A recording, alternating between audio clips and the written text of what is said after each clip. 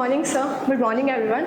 My name is Ishika Patwa, and today I will walk you through the key insight where I will cover stress, depression, anxiety, and how this all affect to a person's life and sleep hour. In this chart, we will see that how depression is affecting, how anxiety is affecting by the age group wise. In this chart, here we can see at the age group of 18 to 25, we can clearly see that the anxiety level is high as compared to the other one. How all this affect to the substances? This is about the substances, how people or how gender-wise people using substances in their daily life. This is a frequently used by the substances. How all this affecting in depression? Here we can see that blue indicates financial, dark blue indicates stress level, and orange one indicates the depression. Financial and stress is okay, but depression is high in nowadays in day-to-day life.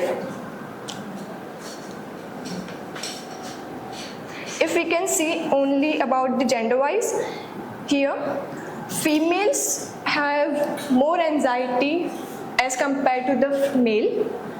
Substances out of 5, there was a survey out of 1200 people. In that 569 were present female, and out of that 10.49% has depression.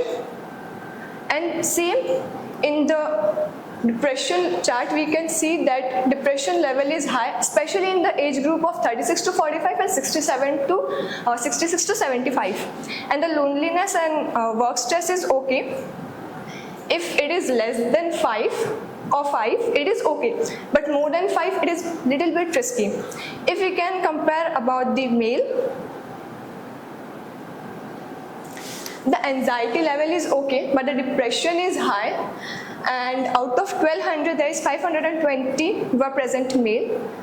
And loneliness and work stress, we can see that the average loneliness and average work stress is more than 5 as compared to female.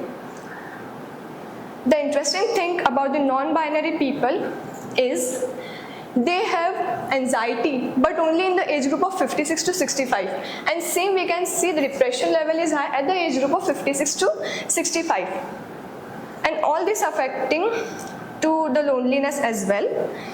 The work stress is okay, less than 5%, less than 5 score, but the loneliness is more high as compared to the female and male. And all of these things are affecting to the sleep hour.